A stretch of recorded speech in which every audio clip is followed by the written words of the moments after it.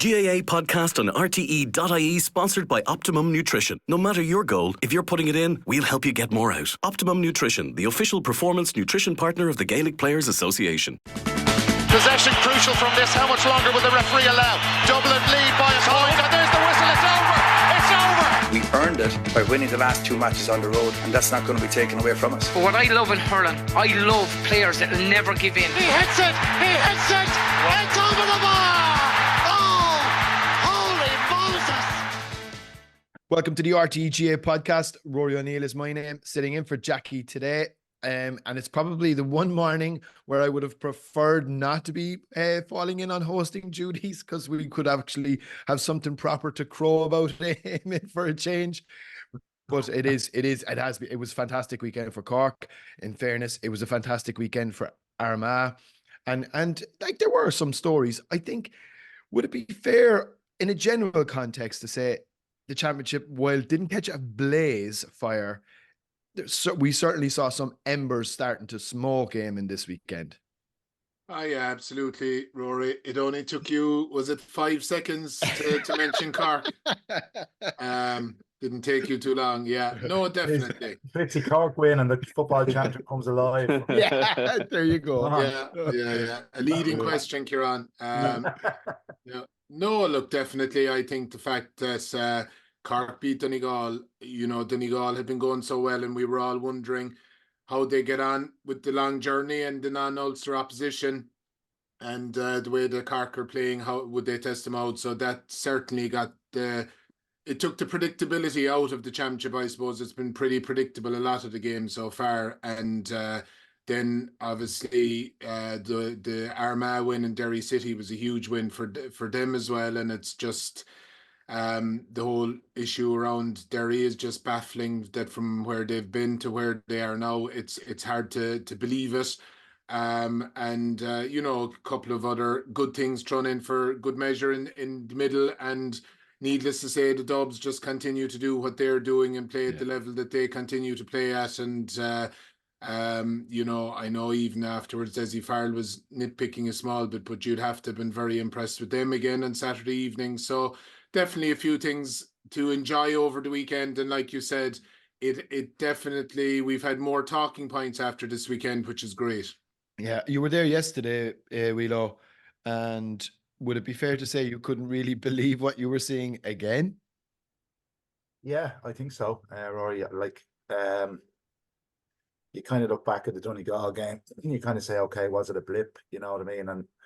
And then when you looked at the Derry game or the Galway game a couple of weeks ago, and I know the sending off had an impact, but even the goals that day kind of came, particularly the second one on the counter-attack. And Derry, to me, there was just something about them in terms of their body language, their scrambling defence just wasn't there. There was kind of guys nearly, not saying giving up, but they just weren't getting back into that defensive position. And then the game started yesterday, and Bradley gets an opening score, and it was a typical Derry score that we've seen over the last couple of years, and you're thinking, yeah, are they going to get back on track here? And then it imploded spectacularly. And I suppose one of the trends over the weekend is like, that is, we've seen a lot of goals now kind of on that kind of counter-attack. We saw like Donegal even got caught against Cork with the Matty Taylor goal, and we saw one in for Shane Walsh as well.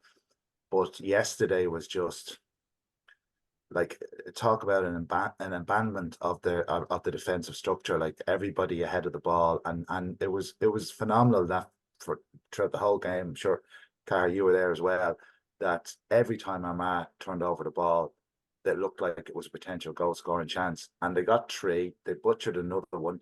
Connaughton hit the post. They could have actually hit them for 6 or 7 goals, and it was baffling stuff, if I'm being honest with you. And I think it's a combination. It's not just being caught on the counter attack.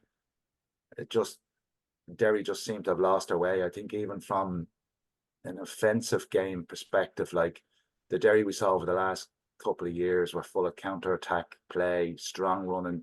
They played nearly the game that Armagh and Donegal were playing the last few weeks, where they turned teams over aggressively. They had strong runners coming from deep. They moved the ball quick. They attacked a lot faster, where they kind of got caught in this kind of slow attacking game, and they're relying on the kind of Ethan Doherty and Paul Castey to come around the edges. You know, McGuigan was well tied up in the first half by Cambridge yesterday. So the nature of their attacking game and the slowness of their attacking game has, I think, put them in the position where they're vulnerable to turnovers, and the fact that they commit so many forward, that's ultimately what hurt them. And it's just been a radical change to what we've seen over the last couple of years. We've locally, and their trajectory was so impressive and was trending always in the right direction from the time when they were in Division 4, probably up until the last couple of weeks. So it's been a spectacular fall. What's going on? Yeah, there's probably so many elements to it. Ciarán's nailed a lot of it in terms of the analysis of the structure of their play. I think there's been evidence right from the start of the season, even though they were winning league games, that their attacking play had changed a lot. It wasn't as structured. It wasn't as rehearsed. They were kicking the ball a fair bit more in the league, and obviously that space has disappeared a wee bit as the league has gone on. You take the couple of injuries they've had in the last couple of games have affected them from both ends in terms of it being, it has ripped them of their half-back line, which was not only a defensive strength but an attacking strength as well. And that's reflected in the fact that a lot of focus naturally on the defensive side of it. Like you can't concede 942 in 3 championship games, 834 of it from play. You can't do that. But the bit that's kind of been glossed over a wee bit is that Derry haven't scored a goal in those 3 games. 17, 16 and 15 points has been their 3 scores. They've hardly had a goal chance. They're not hurting teams. A lot of their threat was coming from that half-back line in terms of the offensive side, but Ciarán mentioned the defensive structure abandoned them, and in many ways it has, but I thought that was actually more evident in the Donegal game than it was yesterday. I think the body language and the energy was more of the problem yesterday, actually, and in fairness, and not alleviating the sideline of the criticism, but it's very difficult to legislate for the turnovers that happened to Conor McCluskey and Brendan Rodgers on the first 2 goals. I mean, every team now pretty much attacks with 13, 14 men ahead of the ball, and you back yourself not to get turned over in that position. You just cannot afford to get turned over. And it's funny, like, actually just watching the bits of Cork Donegal, I was listening to the commentary of the game on Highland on Saturday afternoon, and Martin McHugh fairly perceptively picked it out, and he was, when you watch it, he was right. That the Cork really targeted Donegal's smaller men for turnovers, and the 2 goals on the turnover came from tackles on Ryan McHugh and Pater Mogan. Yeah. And Cork were physically a lot bigger than them, and again, like you watched the first Cork goal, and I mean he ran 80 yards into open space because every team backs themselves in that position on the ball not to get turned over, and it's just the nature of the way attacking has gone in Gaelic football. So that's not alleviating any of the blame or of what has happened, but there's just a lot to it. But the body language and energy, like, it's one thing to get caught out, but on Conor Turbott's goal, I mean, he turned around, kind of looked back at the 2 supporting players that, I'll go myself. And there was just so little energy in terms of red and white shirts getting back to cover that he was able to do that. He was able to pretty much stop, turn around, have a wee look, and decide, do it himself. Cahair, on that, right, on that goal, interesting what you thought. Chrissy McKaig's role. He drifts. He was totally out of position, and Turbot obviously cheated on him and kind of stayed in behind 10, 15 yards, But like, Chrissy McKaig was drifting all the way up the field, and a lot of the turnovers, he's like, you would expect him to be the last man at home because he's not one for, getting into shooting positions. He goes in, he tries to occupy a man in around the D area, but I thought his position yesterday and was all over the place. Yeah, and I don't know if it was a direction or an instruction, but it's tended to be, you're right, and that Chrissy McKaig is usually the man that stays home. If you look at the goals they conceded against Donegal, even when Donegal were running the ball into an empty net, Chrissy was still the last man back marking Oisín Gallen. So that seemed to be a bit of it, whether it was a deliberate change or whether it was going chasing the game as well. And it's that thing of, an old Derry are getting hammered again from the sideline in terms of like how long are they going to go on getting hammered on the opposition's long kick out and getting caught in behind, how long? But it's probably the issue with that is probably your starting point. As you're going out with, and that's your game plan. Once you're 6 points down, can you really go away from that? If you go away from that, you're just waving a white flag because you have to then go and chase it.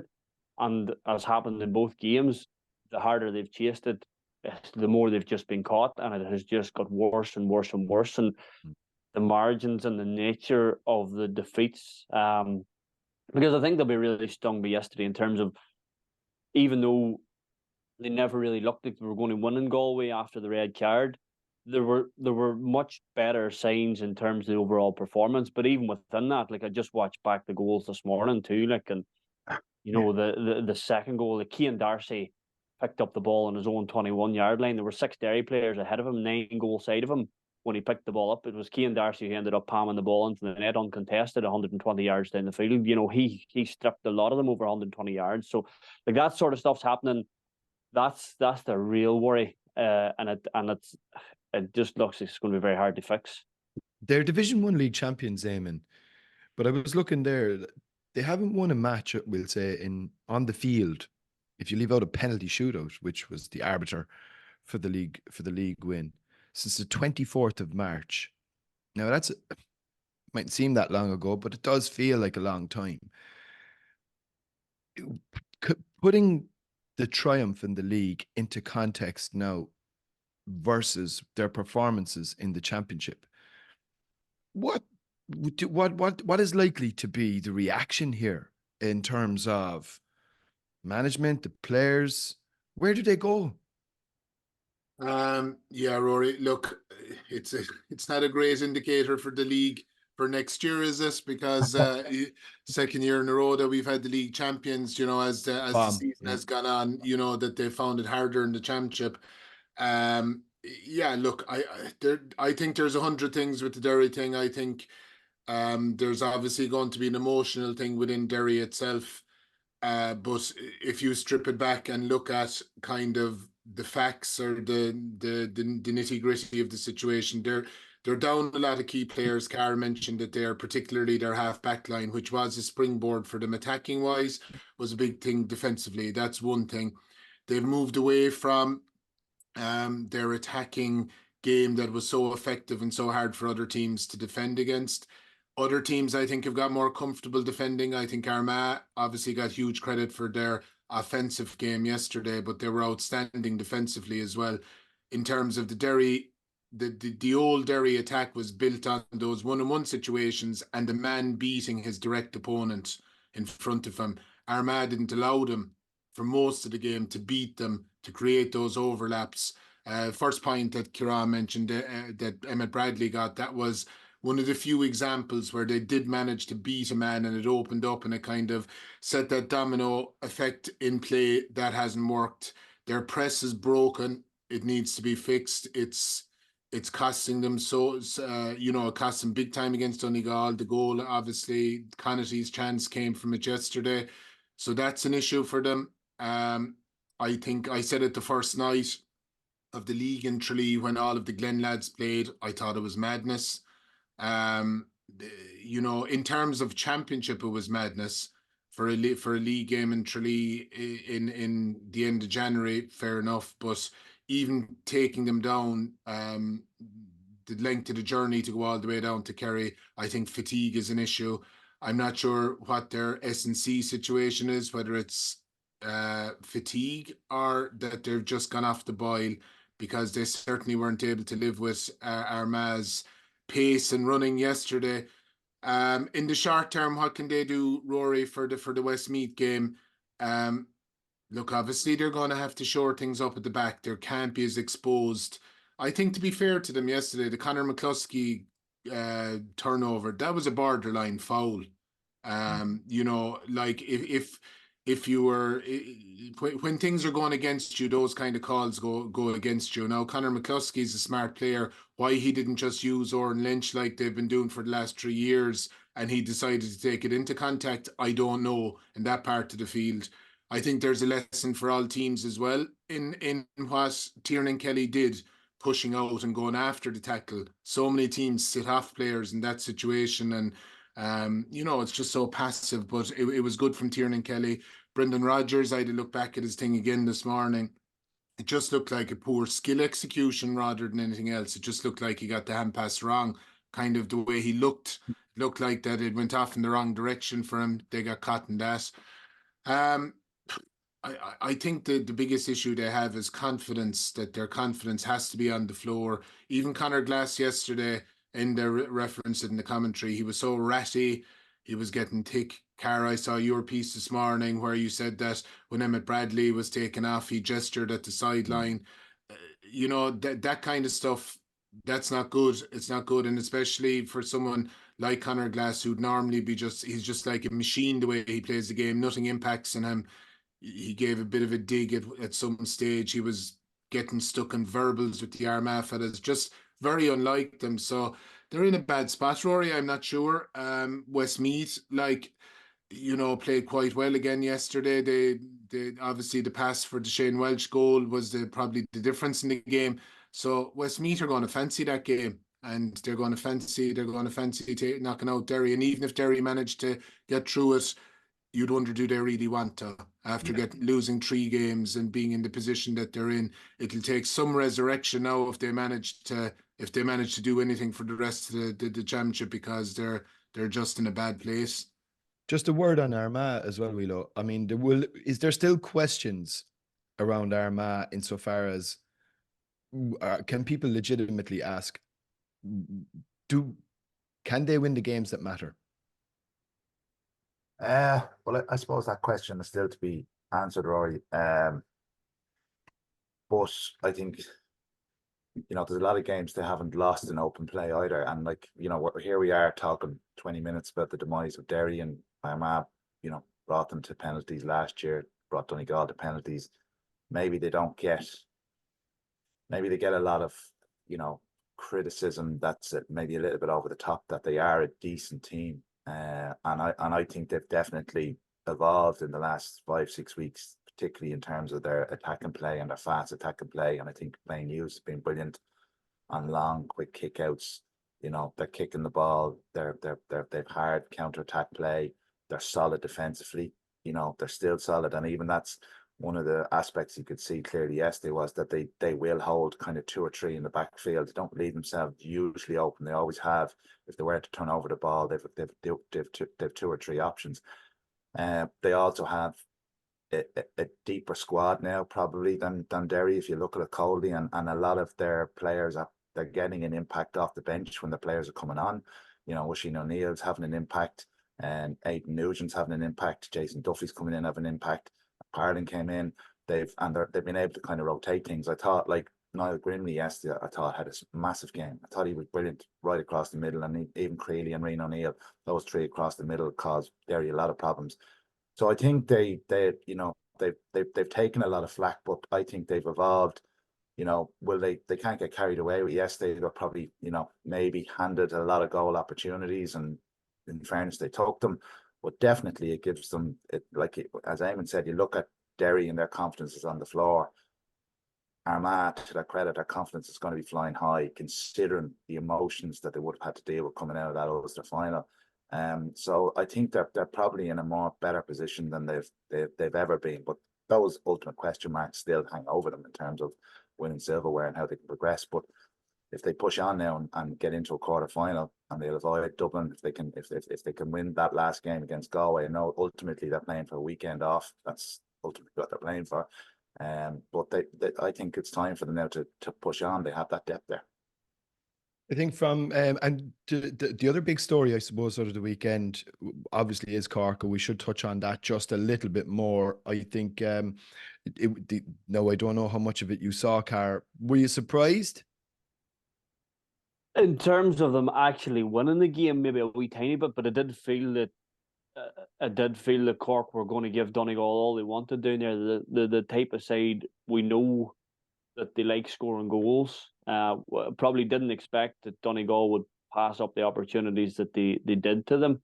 But I mean, Cork have been so hard to get a read on in the last couple of years. They've done this, where when they lost to Clare in Munster last year, and then ended up in the group stage where they give Kerry a run, and then they beat Mayo from 6 down, and then they beat Roscommon, and they give, I wouldn't say they give Derry a huge fright in Croke Park, but they just proved that there was enough about them to think that they should be doing better. And then they start off the league this year the way they started it off, and you think, God, was it a bit of a false dawn? And then they finished the league the way they finished it, and you think, there is something there with Cork. They just can't seem to get it to click consistently enough.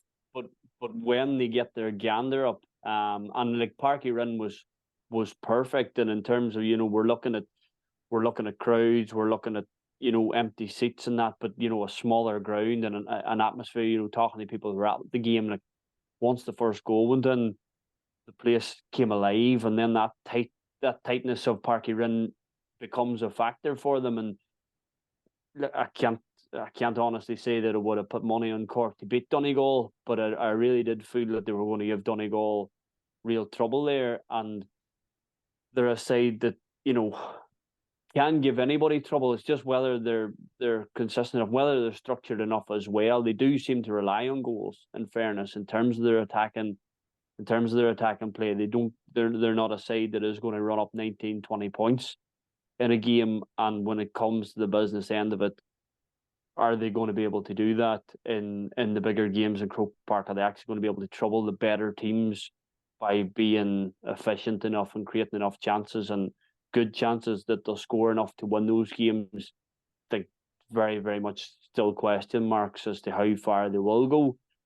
But I don't think anybody would love the prospect of meeting them at the same time. You mentioned as much in your Examiner column as well there this morning, Éamonn, that they will pose a problem for teams. And I suppose the question really, and we've seen this mentioned now, can they back that up by going and taking down Tyrone and finishing top of the group? Because the strange irony of this system, if they were beaten by Tyrone, they could end up in the exact same position as Derry, as in finish third in the group after a lot of good work done. And I suppose how important now is this Tyrone game to try and maybe infuse a level of consistency in their performances? Oh, big time, Rory. And look, and we said it a couple of weeks ago. I felt that they could they could disrupt the kind of predictability of that group, and they have. And it was more so, I felt that similar to all of you, that they would give Donegal a game, but that Donegal might pull away late on, and when they got back level in the 68th minute, you kind of felt that was the way it was going to pan out. But in fairness to Cork, they went and they won it again. But they've always liked playing Tyrone, and even I saw Dewar saying after the game yesterday that he felt that it was a very kind of nervous performance from Tyrone, even though they won quite comfortably against Clare on the scoreboard, that it didn't sound like it was a perfect performance from them. So Tyrone can be, excellent, but they can be wildly inconsistent as well. So it's going to make for a cracker. Look, Cork, as you know well, Rory, when Cork footballers are confident and when they're playing well, they're a different animal, and they're going to take a lot of belief from that. They are playing with confidence at the moment. I think if you take the Kerry Munster Championship defeat out of it, they haven't lost too many games over the last couple of months. They've been on a good trajectory. They've been improving. Some of their players still can be a bit better and still need to come into a bit of form in terms of top line form, that if they're going to be competing in Croke Park. But they're certainly coming. They're well structured. You can see the Kevin Welch effect as well as John Cleary's effect on it. They're clear on what they're doing in their own kickouts and the opposition kickouts. They have those forwards that are capable of getting goals. They have been creating goal chances all year. They just haven't been taking them. So that's going to be a fascinating game, that battle with Tyrone. Tyrone depends on which Tyrone turns up. If size A grade Tyrone turns up, they'll be very hard beaten. But if there's any bit of kind of dodginess at all, Cork will exploit it. And they could end up winning the group. And I'm going to make a direct appeal here to the fixtures makers. I think they need to cut the Cork supporters some slack. The hurlers are obviously in action on the same weekend, and they will end up playing either in Portlaoise or Tullamore. So the sensible thing to do here is to put the game on as a double header. That might necessarily please Tyrone, but given how many games Cork hurling and football have been on GAA Go, I think they need to give the Cork supporters a small bit of a break and put the game on as a double header. Now, that probably won't happen, but I think it was, and just moving on from that, Wheelo, from Donegal, I don't think they'd be unduly worried, would they? It is a bit of a kickback for them. It will give them an opportunity maybe to refine and look at things. See, they will be concerned about maybe being caught on that counter attack and their vulnerability, and maybe listen, it's a difficult one, I think, from a Donegal perspective, even mentally, to travel down, coming off the back of an Ulster final win, a great performance against Tyrone, and maybe it would just allow them to take some of the air out of the balloon a small bit, and control the hype and refocus. But I think he'll try park it as quick as possible, take the lessons from it, and move on. Rory, to be honest with you, he won't let it have a massive impact on them. Was Louth and Monaghan maybe the game of the weekend in many ways, Cahair? What'd you think? I was surprised that Louth and Monaghan wasn't chosen for TV, to be honest. It had that air of it in terms of, there was a lot riding on it. Louth are probably beyond being talked about as surprise packets. Maybe a wee bit. Yeah, I think they've produced enough good performances and enough decent results over the past couple of years that anybody that didn't expect them to go, I expected them to win in Clones. I thought Louth would win that game. And by all accounts probably should have, barring, being in a really good position and then giving away, a horrible goal when they were comfortably leading 4 points up. So as to whether it was the game of the weekend, it's probably hard to say, in terms of it was expected to be close. It was one of those games that was going to go to the wire, and it was I think Cork Donegal probably would have pushed it, now in fairness. But even just going back to that, and whether Donegal will panic, I actually think it's a blessing for Donegal in many ways, because again, the nature of the two goals that they conceded were very similar to what Derry conceded on the turnover. You back yourself not to get turned over again like that. You don't have to fix a lot structurally, I don't think. And what they'll take out of it is, again, from 5 points down, they managed to get level. They were in possession. To be fair, Ciarán McGonigal was pinged very harshly for over carrying when Donegal were on the attack and the game was level, and Cork came down the field off that free and scored the point to go 1-up again. Donegal have come from 3 down against Tyrone twice. They've come from 4 down against Armagh, 2 down in extra time, and 5 down in Cork.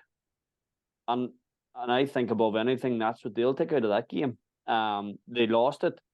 Doesn't make any massive material difference to their season. The nature of the goals, some days you're just going to concede those type of goals, but it takes air out of the balloon, which is probably no harm for them. They would rather avoid the hype, and I just think that they'll learn more than they'll lose out of that one. The only thing you take here is that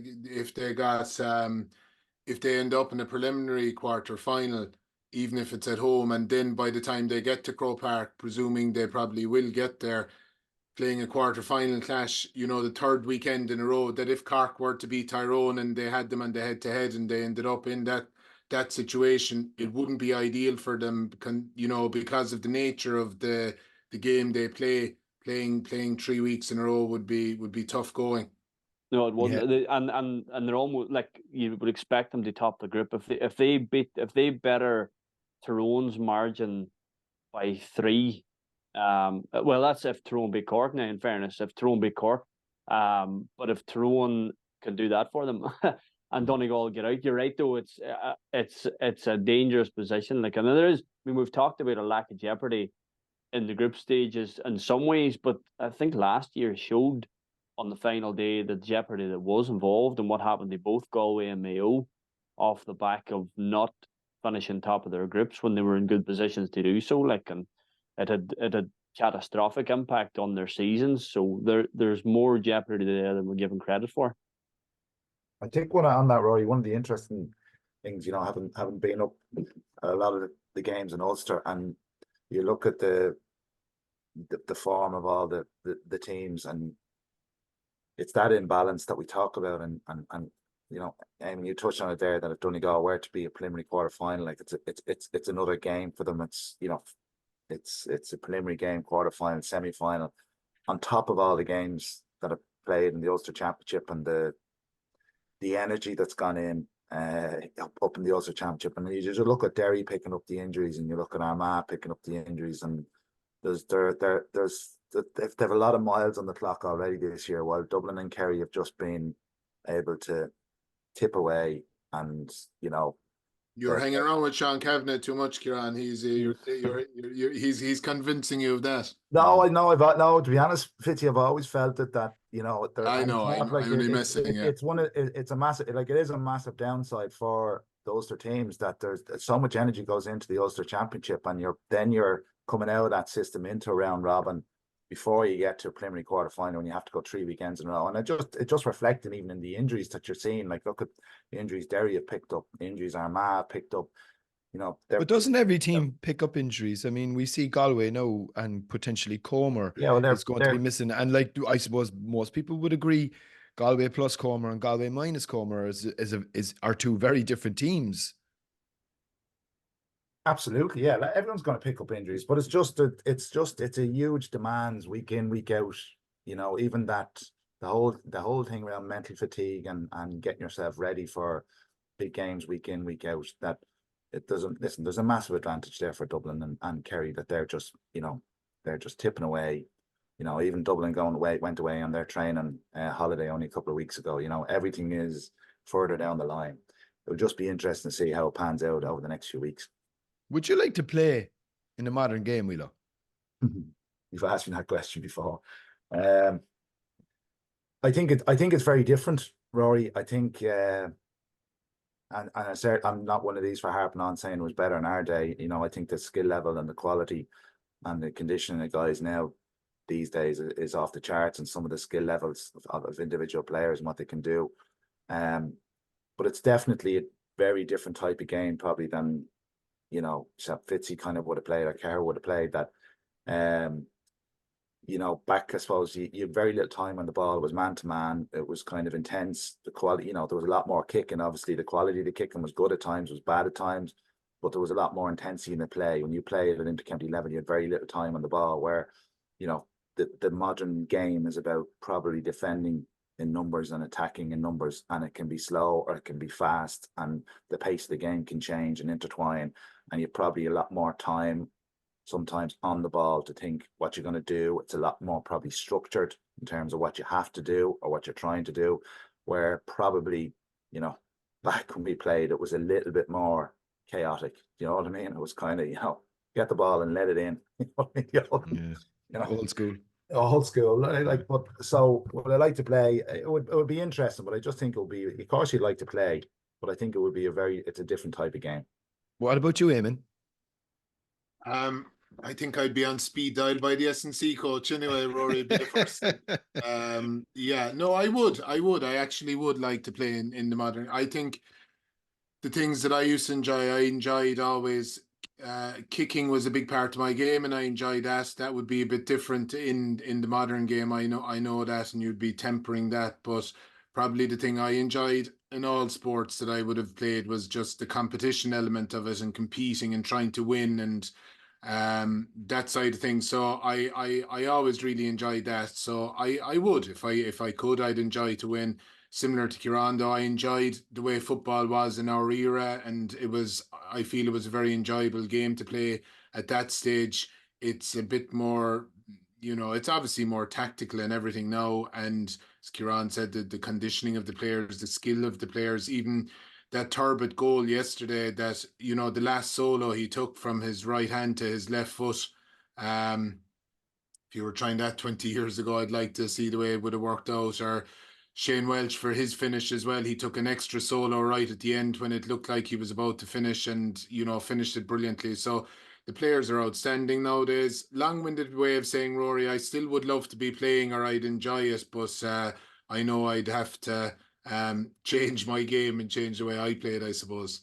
And you playing a goal, Car. I mean, obviously the importance of the goalkeeper in modern Gaelic football. I'm sure you would love to be in there. To nowhere near the level of those things. I'm still playing a wee bit of club football in Antrim, funny at the minute, and it's very different. In that even the games that I would play now in goals, like I'm coming off, I would wear the watch, like, and you're maybe covering 6-7 kilometers doing nets, which is a bit mad. Like, and like oftentimes I would come off and wonder, what did I do? Like, I ran about 6 kilometers there. I don't think I touched the ball in open play. Like, you know, you're out standing for kickouts, and you're basically somebody back at the pivot, like, and maybe kicking the ball to the other wing, like, and I don't. It has changed. It has changed an awful lot, and the role of the goalkeeper is like everything we talk about sport evolving. Like, and something that has surprised me a tiny bit is that as an attacking side of the game, nobody has well, maybe we're seeing a wee bit more of it this year now in terms of Oran Lynch being caught out particularly, and things, teams looking at that and how do we punish this. But even in terms of the fellas that are in goals, they're not natural goalkeepers. I'm always surprised you don't see somebody try a wee dig from 20 yards, 25 yards, like at a goal. Like, you're not shooting at a goalkeeper from there. And I'm always a wee bit surprised that we haven't seen that wee bit of an evolution and trying to really punish teams for choosing a goalkeeper who's not a goalkeeper. And I think we've seen actually in Armagh, I actually think that a big part of their solidity and their difference this year has been Blaine Hughes. Yeah, I think Blaine Hughes has been absolutely brilliant from start to finish this year. And he's a natural goalkeeper. He's a shot stopper. He's good in the air, and his kickouts have improved immeasurably. He's very, very good now off the tee. Like, and like the goalkeeper, like Donegal again, Sean Patton is a natural goalkeeper, and they don't ask of him much. You know, he'll come out the odd time and take an odd possession, like, but he's a goalkeeper first and foremost, and his skill set is off the tee. And I just think that there's actually a wee tiny bit of a trend almost back towards goalkeeping, away from being madly involved and in terms of the attacking side of the game. Like, so, and in terms of teams that aren't doing that, I just that others haven't tried to expose that a wee bit more. I'm just surprised that somebody hasn't tried it. We'll finish up now because look, I think football takes a break next weekend, obviously, and hurling takes center stage, and then in 2 weeks' time we'll have the final round, and hopefully there'll be a bit of drama like we got last year. Just one final question before we go, Éamonn. You're writing this morning about Kerry, and I think it's always an interesting subject matter for most people in Gaelic football land, is what's happening with Kerry. And would it be fair to say in the piece you're kind of making the case that Kerry don't know where they are? They don't, Rory. No, they don't. Look, they're doing what they have to do at the moment, and they're getting through it. But at the same time, I would imagine within the camp themselves, you know, they'll feel that they still have a level that they need to go to, and they can go to. They like, that's the thing with the Kerry's, Dublins, that can happen in a week. It doesn't need months of building up, because they know what they need to do. They have the players. They have an experienced management team. It can happen very quickly.